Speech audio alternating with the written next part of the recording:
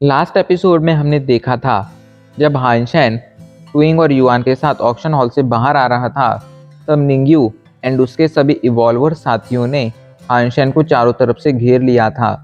जिसके बाद वो लोग हानशेन को बंदी बना लेते हैं एंड उसे अपने साथ नंबर 107 पर लेकर आते हैं। यहाँ पर एक बहुत ही पावरफुल बीस्ट था। वो सभी लोग हानशेन को नंबर 107 से लड़ने के लिए भेजने लगते हैं, लेकिन हानशेन उनसे कहता है ना ही मैं तुम लोगों को अपना खंजर दूंगा, ना ही उस बीच से लड़ने जाऊंगा, बल्कि मैं तीसरा ऑप्शन चुनता हूँ, जो है कि मैं तुम सभी को मारकर यहाँ से जाऊंगा। ये कहकर हानशेन बहुत ही इजीली सभी चेन्स को तोड़ देता है। अब आगे जब वो सभी ये देखते हैं तो जल्दी से निंग्यू की प्रोटेक्शन के लिए तैयार हो जाते हैं।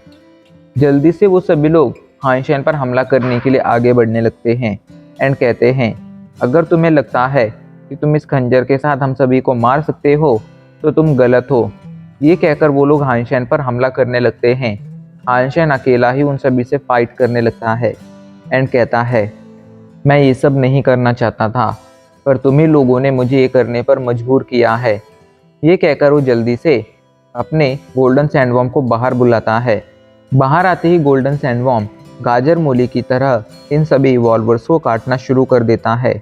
उसकी स्पीड इतनी ज़्यादा थी कि कोई भी उसे देख तक नहीं पाया था। जब निंग्यू देखता है तो अपनी जान बचाकर वहाँ से भागने लगता है, पर हानशेन उसका पीछा करना शुरू कर देता है। कुछ ही पलों में हानशेन उसके पास पहुँच गया था और निंग्यू की गर्दन पर अपना खंजर रखते हुए कहता है आखिर ये नंबर 107 क्या है एंड इस रॉकी वैली के अंदर क्या है। तो इस पर निंग्यू कहता है तुम मुझे मार दो, मैं तुम्हें कुछ नहीं बताऊंगा। इस पर हानशेन मुस्कुराने लगता है एंड कहता है क्या तुम्हें सच में लगता है तुम्हारे लिए मरना इतना आसान होगा। ये कहकर वो निंग्यू की बॉडी में एक बीस्ट सोल भेज देता है। अचानक से एक बीस्ट सोल निंग्यू की पूरी बॉडी को कवर कर लेती है एंड उसे कंट्रोल करना शुरू कर देती है। ये बीस्ट सोल पैरासाइट टाइप की बीस्ट सोल थी। ये उसी बेबी ड्रैगन की बीस्ट सोल थी जिसे हानशेन ने कुछ दिनों पहले उस टर्टल के साथ फाइट करते वक्त मारा था। पैरासाइट बीस्ट सोल निंग्यू की बॉडी के अंदर जाते ही उसकी बॉडी को कंट्रोल करना शुरू कर देती है। अभी के लिए निंग्यू जल्दी से खुद को मारने की कोशिश करता है, लेकिन वो ऐसा नहीं कर पाता है क्योंकि उसकी बॉडी अभी के लिए उसके ही कंट्रोल में नहीं थी। अभी के लिए उसकी बॉडी पैरासाइट बीस्ट सोल के कंट्रोल में थी। हानशेन पैरासाइट बीस्ट सोल को कंट्रोल कर रहा था, मतलब सिंपली अभी के लिए उसकी बॉडी हानशेन के कंट्रोल में थी। पैरासाइट बीस्ट सोल के साथ हानशेन उसके माइंड को तक पढ़ सकता था, लेकिन जब वह ऐसा करने की कोशिश करता है तो उसे कुछ भी पता नहीं चलता है। निंग्यू ने अपने माइंड को बहुत ही अच्छी तरह से कंट्रोल कर रखा था। इस तरह हानशेन उससे कोई भी इंफॉर्मेशन नहीं निकाल सकता था।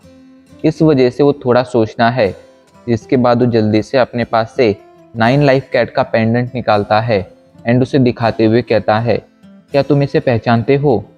जब निंग्यू उस पेंडेंट को देखता है तो उसकी आंखें खुली की खुली रह जाती हैं। वो शौक के साथ कहता है आखिर तुम्हारे पास ये क्या कर रहा है, आखिर ऐसा कैसे हो सकता है। मैंने तो तुम्हारे बैकग्राउंड को बहुत ही अच्छी तरह से इन्वेस्टिगेट किया था। आखिर तुम मिस्टर हानजिंग के वंशज कैसे हो सकते हो, ये तो इम्पॉसिबल है। लेकिन फिर वो थोड़ा सोचता है एंड अचानक से कहता है नहीं नहीं, मैं गलत था, तुम ही उनके वंशज हो सकते हो। उनका वंशज ही इतना ज़्यादा पावरफुल हो सकता है। अभी के लिए वो क्या बड़बड़ा रहा था ये हानशेन को समझ नहीं आ रहा था एंड इस वजह से हानशेन कहता है आखिर तुम क्या कहना चाहते हो, वो साफ साफ कहो। ये सुनकर निंग्यू कहता है निंग फैमिली के पूर्वज ने उनके सभी वंशज को ये ऑर्डर दिया है कि उन्हें हानजिंग से जुड़े हुए हर एक इंसान को बहुत ही रिस्पेक्ट के साथ ट्रीट करना है एंड उनके वंशज के साथ हमेशा बहुत काइंड रहना है। अगर तुम मुझे इस बारे में पहले बता देते, अगर तुम मुझे ये 9 लाइफ कैट का पेंडेंट पहले दिखा देते, तो मैं तुम्हारे साथ कभी भी ये सब करने की हिम्मत नहीं करता।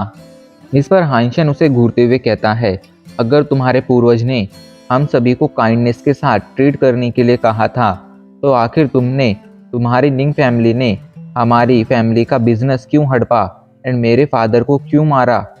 क्या यही तुम लोगों की काइंडनेस है।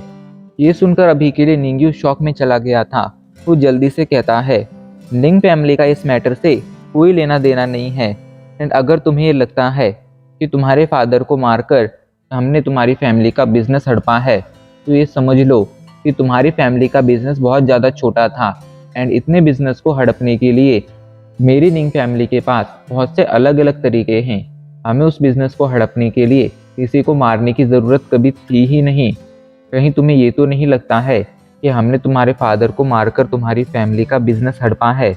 देखो, मैं तुम्हें क्लेरिफाई कर देता हूँ कि हमारी निंग फैमिली कभी भी हानजिंग से जुड़े हुए किसी भी इंसान को नहीं मार सकती है।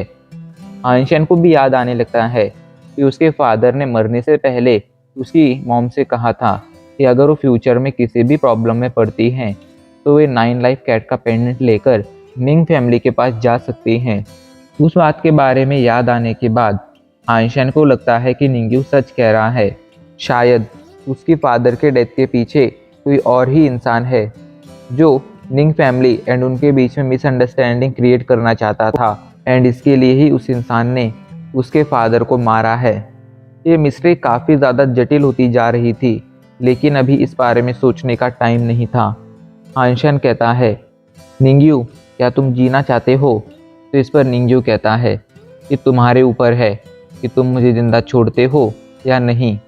तो इस पर हानशेन कहता है, अगर तुम ज़िंदा रहना चाहते हो तो मुझे इस नंबर 107 के बारे में बताओ, एंड मुझे और भी जगहों के बारे में बताओ जहाँ पर ऐसे ही पावरफुल बीस्ट हैं। तो इस पर निंग्यू ऐसे सभी बीस्ट के बारे में इंफॉर्मेशन दे देता है जो उनकी नज़र में एक स्केर्डबर्ड रैंक के बीस्ट से बहुत ज़्यादा पावरफुल थे एंड शायद सुपर बीस्ट थे। हानशेन उस इंफॉर्मेशन को लेने के बाद निंग्यू को वहाँ से जाने देता है। जाते हुए निंग्यू कहता है, हानशेन हमेशा याद रखो, मिस्टर हानजिंग का वंशज कभी भी निंग फैमिली का दुश्मन नहीं हो सकता है। ये कहकर निंग्यू वहाँ से चला जाता है। हानशेन ने निंग्यू को वहाँ से जाने दिया था, लेकिन उसने अभी के लिए अपनी पैरासाइट बीस्ट सोल निंग्यू की बॉडी में ही छोड़ दी थी। वो कम से कम तब तक तो निंग्यू की बॉडी में रहने ही वाली थी जब तक कि निंग्यू की पावर उस पैरासाइट बीस्ट सोल की पावर से ज़्यादा नहीं हो जाती है। निंग्यू के वहाँ से जाने के बाद हानशेन अपने वॉर एंजल को बाहर बुलाता है एंड उसे उस नंबर 107 के पास भेज देता है। वो नंबर 107 एक सुपर बीस्ट था जो देखने में एक पेड़ जैसा था या कहो एक फूल जैसा था। जैसे ही वॉर एंजल उस बीस्ट की तरफ बढ़ने लगती है तो वो बीस्ट डिफेंस में वॉर एंजल पर कई सारे हमले करता है, लेकिन वॉर एंजल बहुत ही इजीली उसकी सभी वेलों को काट कर रख देती है। जिसके बाद वो जल्दी से उस बीस्ट के पास पहुंच जाती है, लेकिन वो बीस्ट होली एंजल या को वॉर एंजल को अपने अंदर ही कैद कर लेता है। उसने वॉर एंजल को जकड़ लिया था। हानशेन को लगता है कि उसने आज अपनी बेवकूफ़ी की वजह से अपने वॉर एंजल को खो दिया है। उसे वॉर एंजल के वहाँ जाने से पहले उसे ज़रूर सुपर पेट आर्मर पहना देना चाहिए था, पर अभी वो इस बारे में सोच ही रहा था, लेकिन तभी उसके पास एक नोटिफिकेशन आता है, सुपर बीस्ट हेल फ्लावर मारा गया, आपको इसकी बीस्ट सोल हासिल नहीं हुई है। 0 से 10 सुपर जीन पॉइंट्स हासिल करने के लिए इसका लाइफ जीन एसेंस कंज्यूम कीजिए। उस नोटिफिकेशन को देखने के बाद हानशेन शॉक में चला गया था। तभी वो देखता है कि वॉर एंजल उस फूल को फाड़ते हुए वहाँ से बाहर आ गई है। अभी के लिए हानशेन बहुत ज़्यादा खुश हो गया था। अब उसे समझ आ रहा था कि उसकी ये वॉर एंजल बहुत ज़्यादा पावरफुल है, यहाँ तक कि एक सुपर पेट से भी ज़्यादा पावरफुल है एंड उसके गोल्डन सैंडवर्म किंग से भी ज़्यादा पावरफुल है। हानशेन अभी के लिए बहुत ज़्यादा खुश था एंड उसका मन खुशी से नाचने के लिए हो रहा था। वो जल्दी से जाकर हेल फ्लावर का लाइफ जीन एसेंस कलेक्ट करता है एंड उसे चाट चाट कर खाना शुरू कर देता है। कुछ ही पलों में उसने उस लाइफ जीन एसेंस को ख़त्म कर दिया था, जिससे हानशेन को 8 जीन पॉइंट्स मिले थे एंड अब उसके टोटल सुपर जीन पॉइंट्स 68 हो गए थे। हानशेन अब बहुत ही जल्द अपने सभी के सभी सुपर जीन पॉइंट्स कंप्लीट कर सकता था। इस बारे में ही सोचकर वो बहुत ज़्यादा खुश था एंड उसका मन खुशी से नाचने का हो रहा था। बहुत जल्द अब वो एडवांस डेमन वर्ल्ड में जाएगा, ये बात तो अब कंफर्म हो गई थी। हानशेन वहाँ से स्टील आर्मर बेस आ जाता है एंड वहाँ से सीधा ब्लैक हॉक मिलिट्री स्कूल में आ जाता है। उनके सभी के सभी ग्रेजुएशन की ईयर्स कंप्लीट हो गए थे, वो लोग ग्रेजुएट्स बन गए थे एंड अब बारी थी मिलिट्री में उनकी पोजीशन असाइन होने की। उसके दोस्त उसे इसी बारे में पूछ रहे थे कि आखिर वो कहाँ पर जाना चाहता है। इस पर हाइंशन कहता है, मैं उस जगह पर जाना चाहता हूँ जहाँ पर येन रेन है। अगर मैं उस जगह पर नहीं जा पाता हूँ तो फिर मुझे इस बात से कोई फ़र्क भी नहीं पड़ता है कि मैं किस जगह पर जा रहा हूँ। तो अपने दोस्तों से बातें कर ही रहा था, तभी उसके पास मैंग मैंग आती है, जो हानशेन से कहती है, सॉरी भाई हानशेन। इस पर हानशेन पूछता है, आखिर तुम मुझे सॉरी क्यों बोल रही हो? तो मैंग मैंग कहती है, मैंने अभी के लिए अपने कुछ रिसोर्सेज का यूज़ कर कर आपको उसी जगह पर असाइन करने के लिए कहा है जहाँ पर मैं असाइन होने वाली हूँ। सॉरी, मुझे ये सब करने से पहले आपसे इस बारे में पूछ लेना चाहिए था। तो इस पर हानशेन कहता है, आखिर तुम इतना ज़्यादा परेशान क्यों हो रही हो? मैं तुम्हारी इस हरकत से बिल्कुल भी नाराज़ नहीं हूँ। वो अभी के लिए मैंग मैंग से बातें कर ही रहा था, तभी उसके पास एक नोटिफिकेशन आता है। हानशेन उस नोटिफिकेशन को चेक करता है। इसमें उसकी पोजीशन लिखी हुई थी जहाँ पर उसे असाइन किया गया था। हानशेन उस बारे में पढ़कर कहता है, मैंग मैंग, क्या तुम डफने फोर्स में असाइन हुई हो? ये सुनकर मैंग मैंग शौक के साथ कहती है, डफने? आखिर ये क्या है? मैं तो रॉयल आर्मी फोर्स में असाइन हुई हूँ। आखिर ऐसा कैसे हो सकता है कि आपको डफने आर्मी फोर्स में असाइन कर दिया गया हो? हानशेन उस इंफॉर्मेशन को आगे पढ़ता है एंड आगे पढ़ने के बाद उसे खुद समझ नहीं आता है कि उसे क्या करना चाहिए। उसे डफने आर्मी फोर्स की कुकिंग टीम में असाइन किया गया था। वो एक मेजर था, तो आखिर में उसे एक कुकिंग टीम में क्यों असाइन किया गया था? इधर मैंग मैंग जल्दी से उस आदमी को फ़ोन लगाती है जिसे उसने हानशेन को असाइन करने के लिए कहा था एंड उससे थोड़ी देर तक बात करने के बाद मैंग मैंग हानशेन के पास आती है एंड कहती है, सॉरी भाई हानशेन, मैंने अभी के लिए उस इंसान से बात की है जिसे मैंने आपको असाइन करने के लिए कहा था। वो आदमी बता रहा था कि उसने अपनी पूरी पावर लगा दी थी, लेकिन इसके बावजूद वो आपको रॉयल आर्मी फोर्स में असाइन नहीं कर पाया, क्योंकि आपके असाइनमेंट का जो ऑर्डर आया था वो सेंट्रल इंटेलिजेंस से आया था एंड उसे वो चाहकर भी नहीं बदल सकता था। ये सुनकर हानशेन अभी के लिए थोड़ा सोच में पड़ गया था। वो एक मेजर था, बहुत ही अच्छे ग्रेड्स के साथ ग्रेजुएट हुआ था, साथ ही साथ उसकी पावर भी बहुत ज़्यादा थी। तो आखिर में उसे कुकिंग टीम में क्यों असाइन किया गया था, ये उसे समझ नहीं आ रहा था। क्या कोई उसे जानबूझकर परेशान कर रहा था? इस बात की पॉसिबिलिटी तो बहुत कम थी, लेकिन ऐसा हो भी सकता था। खैर, अभी के लिए वो कुछ कर भी नहीं सकता था, इसलिए वो डिसाइड करता है कि जो जैसा चल रहा है उसे वैसा ही चलने दिया जाए। डफने आर्मी फोर्स में असाइन होने से पहले उसके पास लगभग 3 महीने की छुट्टियां थी। वो डिसाइड करता है कि इन 3 महीनों में वो एक इवॉल्वर बनकर रहेगा। यही सोचकर वो जल्दी से जाकर अपनी तैयारियों में लग जाता है। वो अभी के लिए स्टील आर्मर बेस आया था, जहाँ पर वो लिन फैंग से मिलता है एंड वादे के मुताबिक अपना क्रिस्टल चींटियों वाला आर्मर उसे दे देता है।